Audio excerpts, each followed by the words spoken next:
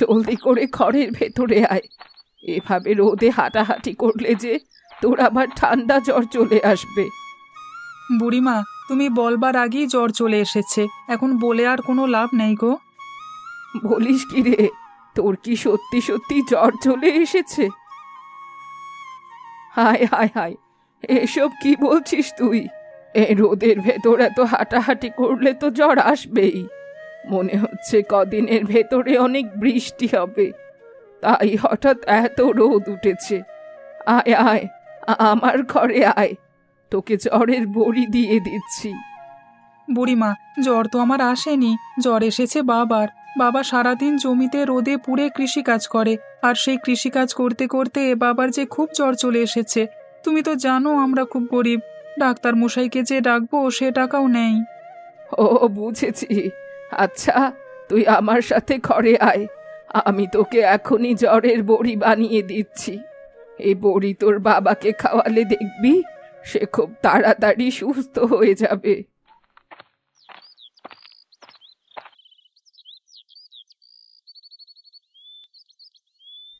এই বড়িগুলো তোর বাবাকে নিয়ম করে 3 বেলা খাওয়াবি। দেখবি যদি ঠিক মতো খাওয়াতে পারিস তাহলে তোর বাবা খুব তাড়াতাড়ি সুস্থ হবে।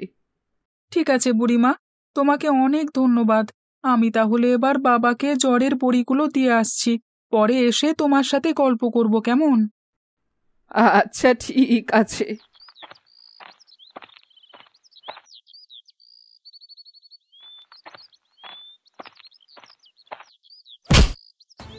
আরে ছুটকি, তুই কি করছিস? পড়ে তো দেখছি একেবারে মাথাটাই কেটে ফেলেছিস।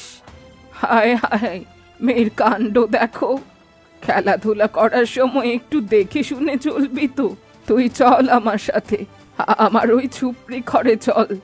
আমি তোর মাথাটা ভালোভাবে ব্যান্ডেজ করে দিচ্ছি, সেই সাথে কিছু লতা পাতার বড়িও দিয়ে দিচ্ছি। ঠিক মতো বড়িগুলো খেলে দেখবি তোর এই মাথা কাটা জায়গাটা খুব তাড়াতাড়ি ভালো হয়ে যাবে। ঠিক আছে বুড়িমা, চলো তাহলে তোমার ওই ঝুপড়ি ঘরে চলো।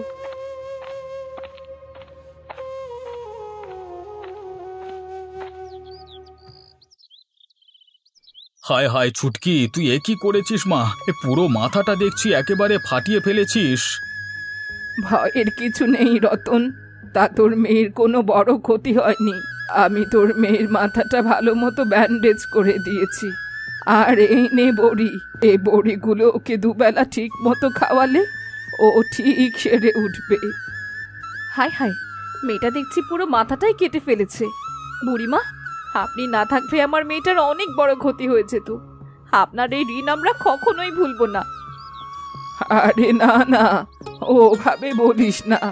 তোর সন্তান তো আমার নাতনির মতোই, ওদের জন্য এইটুকু করতে না পারলে আর কি পারবো বল।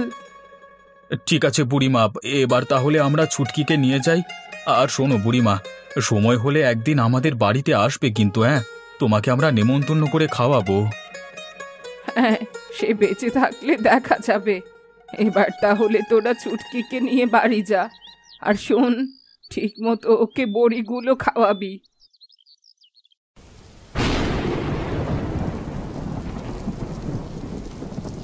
এই তো আমার কাপড় চোপড় সব গোছানো শেষ।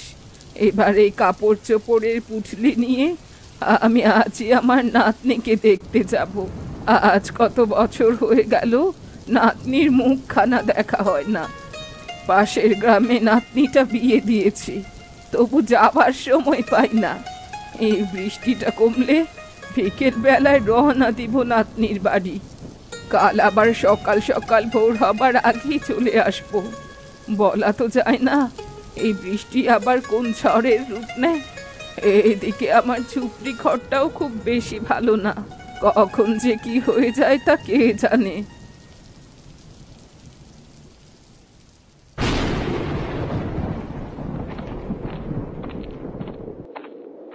আরে বুড়িমা, তা এই অবেলায় তুমি কোথায় যাচ্ছ? চারিদিকে তো বৃষ্টির জলে রাস্তাঘাট কাদায় পিচ্ছিল হয়ে গেছে। এর মধ্যে সাবধানে চলাফেরা করবে, নয়তো যে কোনো মুহূর্তে পা পিছলে পড়ে যেতে পারো। আমায় নিয়ে ভাবিস না রতন, তা তোর মেয়ে ছুটকি কেমন আছে রে?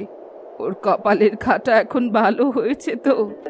ভালো না হলে আবার আমাকে বলিস, নতুন করে বড়ি করে দেব। ওগুলো খেলে দেখবি তোর মেয়েটা একেবারে সুস্থ হয়ে যাবে। তার আর দরকার নেই বুড়িমা, তুমি যে বড়িগুলো দিয়েছিলে ওগুলো ছুটকিকে সময় মতো খাইয়েছি, আর তাতেই ওর মাথার ঘাটা একেবারেই ভালো হয়ে গেছে। তাহলে তো ভালোই হয়েছে। যাক, এবার আমি তাহলে যাই। আমায় আবার পাশের গ্রামে আমার নাতনির বাড়ি যেতে হবে। পরে তোর সাথে আবার কথা হবে রে রতন।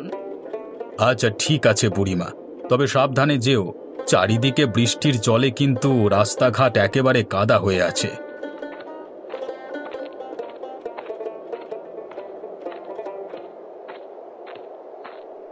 আরে রবির বাবা যে, তা কেমন আছিস রে তুই? তোর জ্বরটা ভালো হয়েছে তো? শোন, ভালো না হলে কিন্তু আবার আমার কাছে যাবি। আমি তোকে আবার কিছু বড়ি বানিয়ে দেব। দেখবি ওই বড়িগুলো খেলে তুই আরো তাড়াতাড়ি সুস্থ হয়ে উঠবি।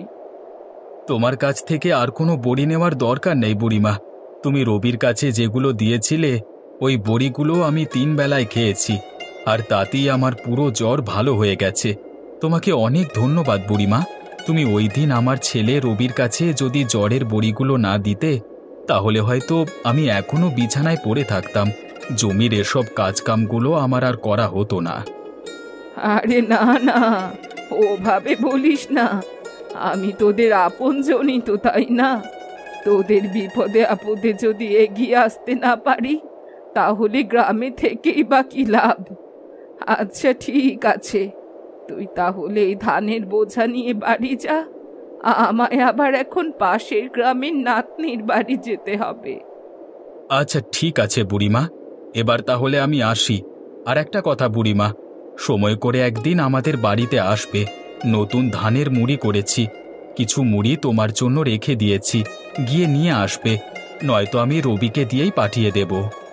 তার আর দরকার নেই। আমার যখন দরকার হবে তখন আমি নিজে গিয়েই নিয়ে আসব। এবার যাই তবে।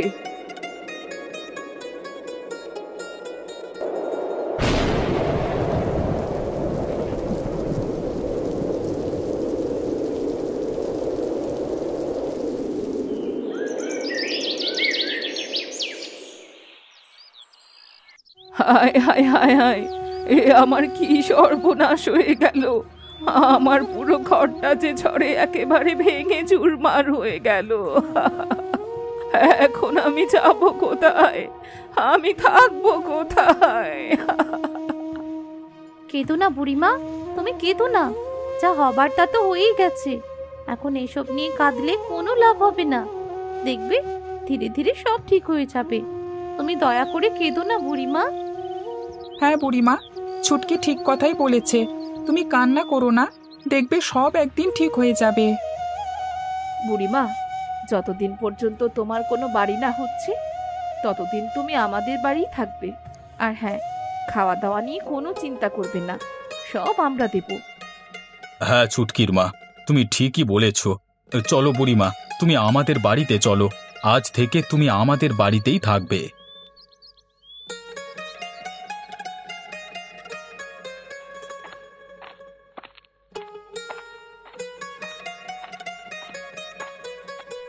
বুড়িমা চলো আমাদের সাথে, আজ আমরা তোমাকে একটা জিনিস দেখাবো। আরে, আমি বুড়ো মানুষ, ঠিক মতো হাঁটতে পারি না। কোথায় আবার কি দেখাবি? পরে দেখালে হয় না? না বুড়িমা, পরে দেখালে হবে না। চলো, তুমি এখনই আমাদের সাথে চলো। চল তাহলে, দেখি তোরা আমায় কেন ডাকছিস।